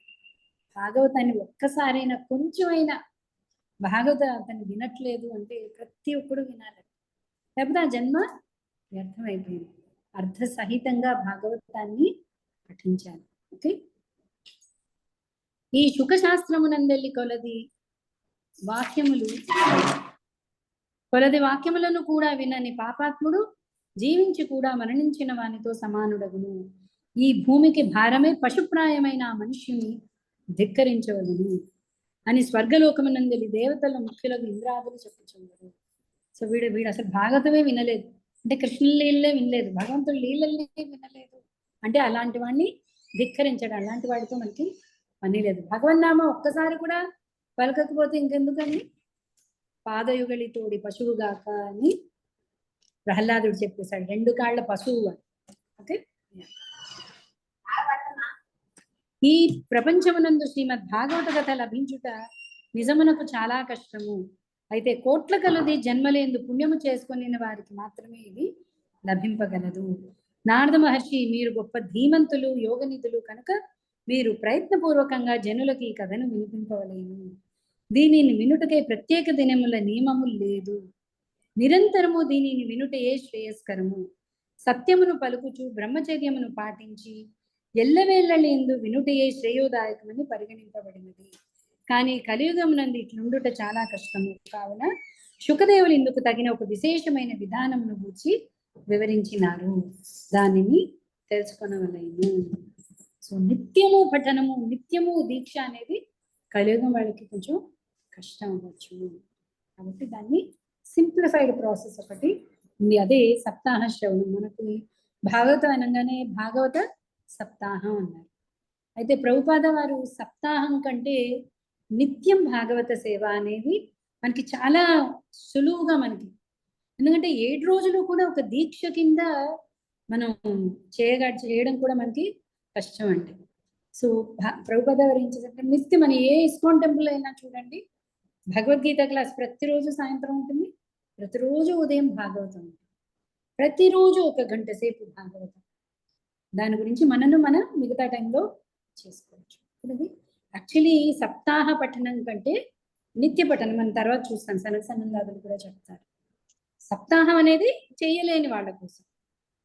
ఓకే, సో నిత్యం భాగవత సేవ అనేది అన్నిటికంటే కూడా అతి శ్రేష్టమైనది. ఓకేనండి? సో ఇక్కడితో ఆపుతాం, మిగతాది మనం రేపటి నుంచి చూద్దామండి. సో చెప్పండి, ఏవైనా ప్రశ్నలు ఉన్నాయా? నిత్యం లెక్కే వస్తుంది మేడం, ఉండేది 7 రోజులే కదా మేడం. ఆ 7 రోజులు ఉండేది మళ్ళీ తిరిగి వస్తుంది కాబట్టి నిత్యం భాగవత సేవ లెక్కే వస్తుంది అని అవును, అలా కూడా అంటారు. 7 రోజులు ఎందుకు అంటే ఉన్నవి 7 వారాలే, ఆది సోమ మంగళ బుధ గురు శుక్ర శని. సో 7 రోజులు పారాయణం చేయాలి అంటే ప్రతినిత్యము చేయాలి అని కూడా అంటారు. అసలు నిత్య పారాయణం.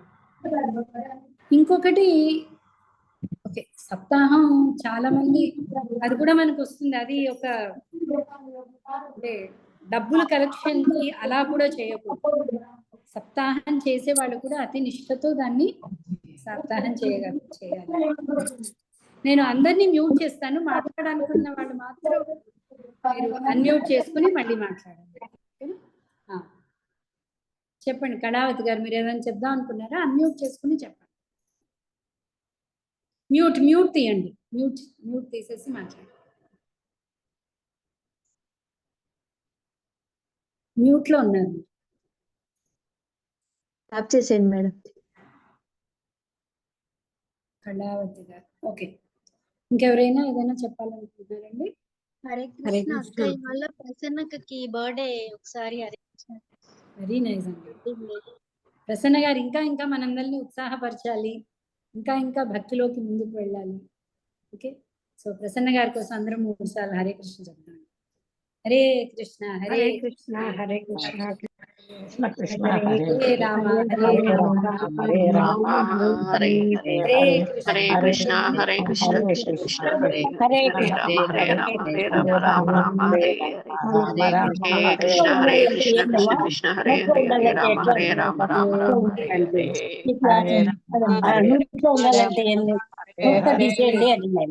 రామ రామ హరే హరే కృష్ణ.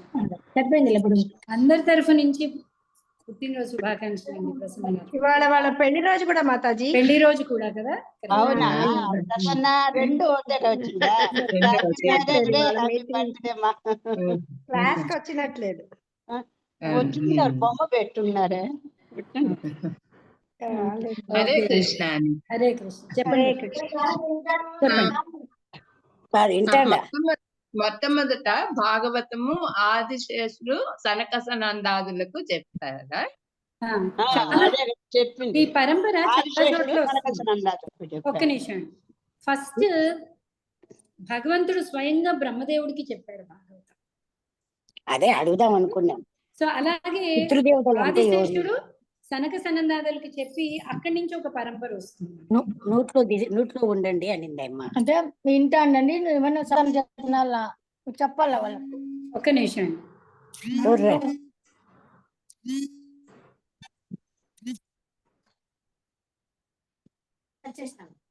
ఓకే, అలాగే మనం ఇప్పుడు చదువుతున్న సుఖ మహర్షి చెప్పింది వ్యాసదేవుడి దగ్గర నుంచి సుకుడు నేర్చుకుంది. సో వ్యాసదేవుడు నారదుడి దగ్గర నుంచి, నారదుడు బ్రహ్మదేవుడి దగ్గర నుంచి, బ్రహ్మదేవుడు భగవంతుడి దగ్గర నుంచి. సో అట్నుంచి ఒక పరంపర వచ్చింది. మనకి విదుర మైత్ర సంవాదం వస్తుంది. విదుర మైత్ర సంవాదంలో యాక్చువల్లీ మనకి ఈ పరంపర వస్తుంది. ఆదిశేషుడి దగ్గర నుంచి సనక సనందాదులు, సనక సనందాదుల దగ్గర నుంచి వేరే ఋషి, అలాగా వాళ్ళ దగ్గర నుంచి కూడా వస్తుంది. మనకి ఫస్ట్ ఎవరు చెప్పారు అంటే భగవంతుడు బ్రహ్మదేవుడికి చెప్పారు. కళావతి గారు చెప్పండి. మాతాజీ, మామూలుగా పెద్దలకు పితృదేవ పిండాలు పెడతారు కదా మాతాజీ. వాళ్ళు మామూలుగా చనిపోయినారు, ఆత్మ వేరే శరీరం చనిపోతానే వేరే స్థలం మీద దేశం మారిపోతుందంటారే. మళ్ళీ తద్దిన పెట్టినప్పుడు పితృదేవతలు వస్తాన అని అంటారే. ఎవరు, ఏం కథ? నాకు అది అర్థం కాలేదు మాతాజీ. వసువులు, రుద్రులు, ఆదిత్యులు. పితృదేవతలు అంటే 3 అండి. వసువులు, రుద్రులు, ఆదిత్యులు. నాకు కూడా ఎక్కువ డీటెయిల్స్ తెలియవు. ఓకే, కానీ మీరు చెప్పినట్టు వాళ్ళకి ఆల్రెడీ వేరే జన్మ వచ్చి ఉంటుంది, కొంతమందికి ముక్తి వచ్చి ఉండొచ్చు. ఏదైనా సరే మనం చేసేది పితృదేవతలు తీసుకుని వాళ్ళకి అది అందిస్తారండి. వేరే శరీరం వచ్చి వేరే జన్మ వచ్చి ఉంటుంది కదా. ఎక్కడికి వెళ్ళినా కూడా అక్కడికి వాళ్ళకి చేరుతుంది.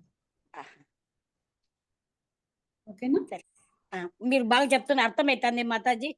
ఓకే, అర్థమవుతాను. హరే కృష్ణ. హరే కృష్ణ. ఇది మన కరెన్సీ కన్వర్షన్ ఎగ్జాంపుల్ చెప్తూ ఉంటారు. ఇప్పుడు అమెరికాలో ఉన్న వాళ్ళకి మన రూపాయలు ఇస్తే ఎలా చేరుతుంది? చేరట్లేదు, కానీ చేరుతుంది. మధ్యలో అది డాలర్ల కింద మార్చి వాళ్ళకి వెళ్తోంది కదా. రికార్డింగ్ ఆఫ్ చేయలేదు మీరు.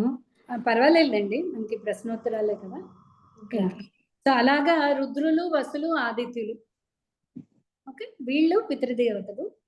ఓకే, వీళ్ళ ద్వారా వాళ్ళకి చేరుతున్నది.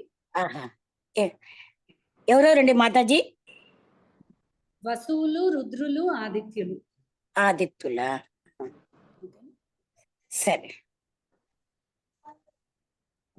ఇంకేంటని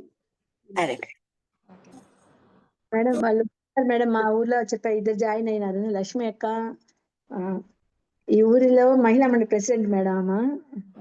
ఆన్ చేసుకున్నారా? వీడియో ఆన్ చేశారా? లక్ష్మి అక్క వచ్చినారు, వీడియో ఆన్ చేస్తున్నారు. వీడియో ఆన్ లో లేనట్టుంది. ఖచ్చితంగా మీకు కుదిరితే ప్రతిరోజు రండి భాగవతం క్లాస్. ఓకే అక్క, ఈరోజు క్లాస్ లో చెప్పారు కదా, అంటే వేదాలు, పురాణాలు ఇవన్నీ చదవపోయినా భక్తితో భగవంతుని. అట్లాగే నాకు స్వయంగా అసలు ఏమీ తెలియదు అక్క. నేను అవన్నీ ఏమీ నేర్చుకోలేదు. కృష్ణుడి దగ్గరికి వెళ్ళి ఆయన సేవ చేస్తే అసలు ఇంకా అదొక్కటే కావాలి అనిపించింది అక్క. అంటే మామూలుగా మనం భగవంతుని చేరుకోవాలంటే ఆయన అంటే టెంపుల్కి వెళ్ళి చేసుకునే సేవ చాలా భక్తిలో ఉపయోగపడుతుంది. అక్కడే అసలైన ఆనందం మనకు అక్కడ ఒక్కటే కలుగుతుంది. అది మనం మీరు అన్నట్టు అనుభవపూర్వకం. ఇది దీన్ని అందుకనే విజ్ఞానం అన్నారు. మన జ్ఞానం దగ్గర ఆగిపోకూడదు.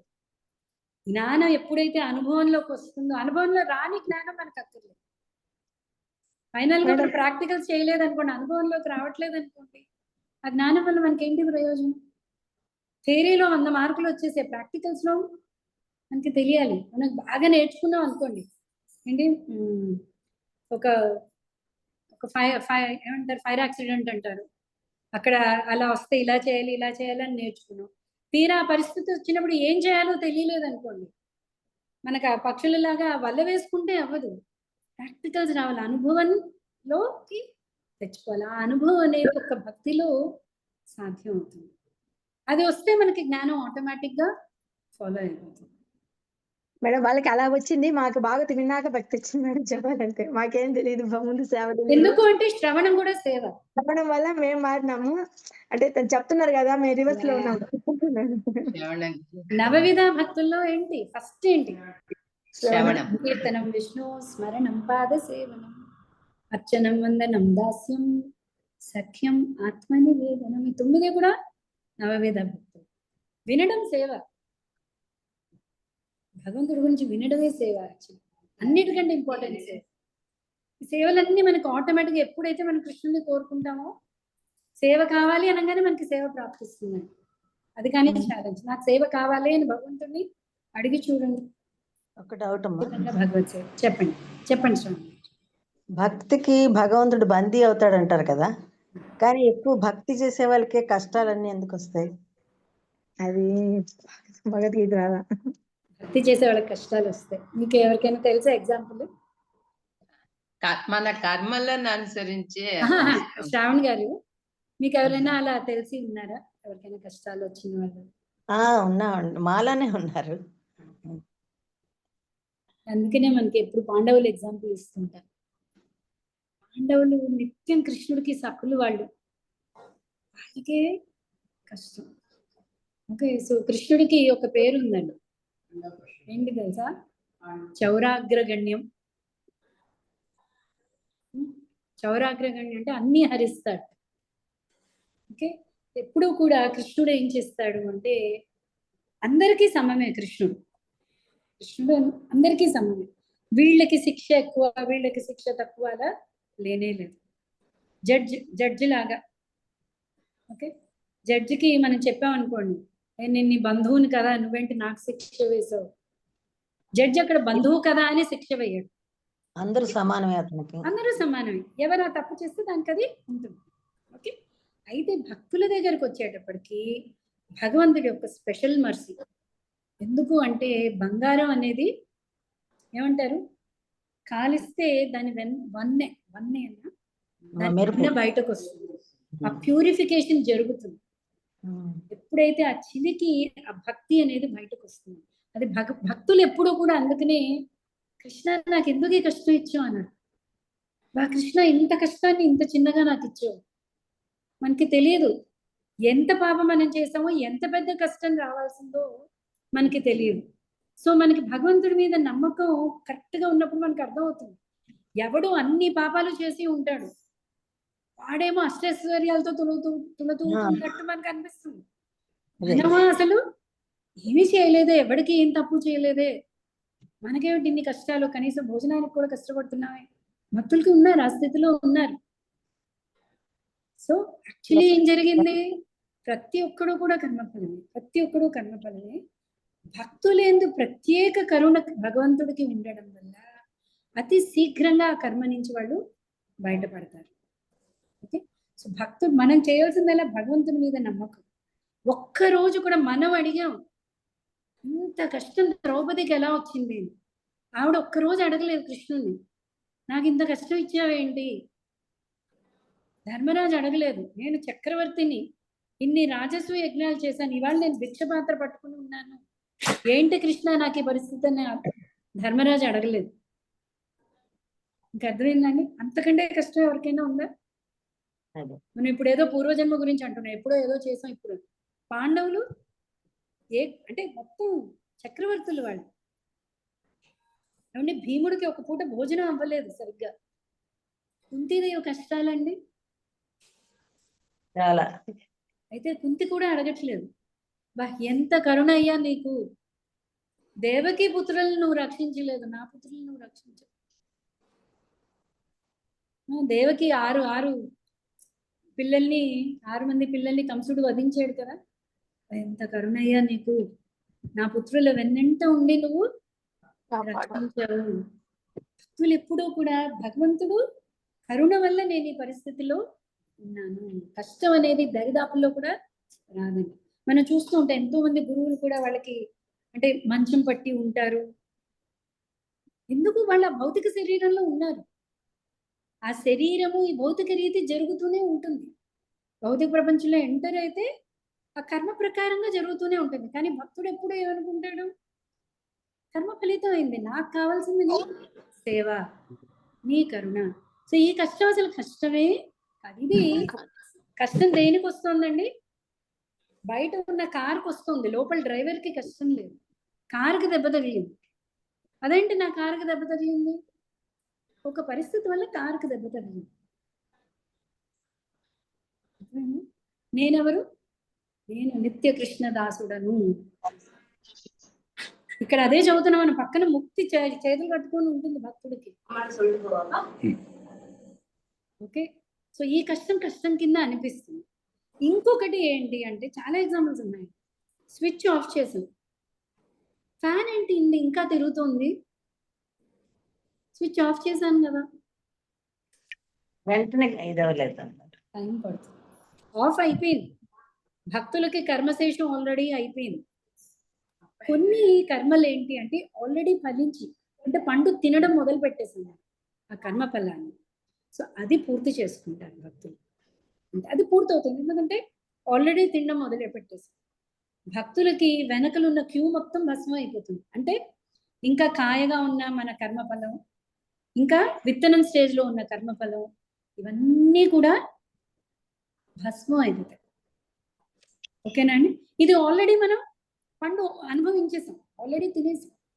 సో ఆ ఫలితం. అలాగే ఒక తాడు కాలింది అనుకోండి, ఫుల్ కాలిపోయినా కూడా మనకి తాడులానే కనిపిస్తుంది. చూసారు ఎప్పుడైనా? ముట్టుకోగానే అప్పుడు తెలుస్తుంది అది ఆల్రెడీ కాలిపోయింది, మొత్తం పుడుతుంటే అయిపోతుంది. సో భక్తులు కష్టపడుతున్నట్టు అనిపిస్తుంది. ఇంకొకటి, కష్టం అంటే ఏంటి, ఫస్ట్ అక్కడి నుంచి మొదలెట్టాలి. అసలు కష్టం అంటే ఏంటండి?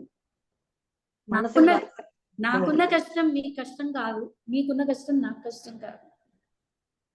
ప్రతి ఒక్కరికి ఉన్న కష్టాలు 4+3 ఏంటవి? జన్మ, మృత్యు, జర, వ్యాధి. ఇవి అసలైన కష్టాలు. ఇవి అందరికీ కష్టాలు. కష్టం డెఫినేషనే మనం ఫస్ట్ లో అందుకనే చెప్పుకున్నాం. కష్టం అంటే ఏంటి? అందరికీ కామన్ అయి ఉండాలి, ఎవ్వరికి అది వద్దు, కానీ అందరికీ అది వచ్చే తీరుతుంది. దాన్ని కష్టం అంటాం. ఓకేనా? నేను మీకు ఎగ్జాంపుల్ చెప్తుంటాను. చెన్నైలో వరద వస్తే అందరికీ కష్టాలు. ఇక్కడ మా ఏరియా మొత్తం కష్టమే, కానీ గొడుగులు అమ్ముకునేవాడికి, రెయిన్ కోట్లు అమ్ముకునేవాడికి వాడికి ఆనందం. కష్టం ఏంటంటే మన కృష్ణ నాకు వర్షం వచ్చింది తీసేయంటే వాడేమో కృష్ణ వర్షం రావాలి నాకు గొడుగు కావాలంటాడు, వాడు నా గొడుగులు అమ్ముడుపోవాలంటాడు వాడు. నాకు అమ్మయ్య నూతిలో నీళ్ళు వచ్చే కొనుక్కోకర్లేదని నేను అనుకుంటాను. నా ట్యాంకర్ వాడు ఫోన్ చేస్తాడు, మేడం కొనుక్కోవట్లేదు మీరు, వాడికి బాధ, నాకు ఆల్రెడీ నీళ్ళు వచ్చేసాయి. సో కష్టం అంటే ఏంటో ముందు మనం అదే నిజమైన కష్టం. అలాగే తాపత్రయాలు, రోగం అనేది కష్టం. ఎందుకు? అది శరీర రీత్యా. రోగం ఎప్పుడు కూడా కర్మ ఫలితం.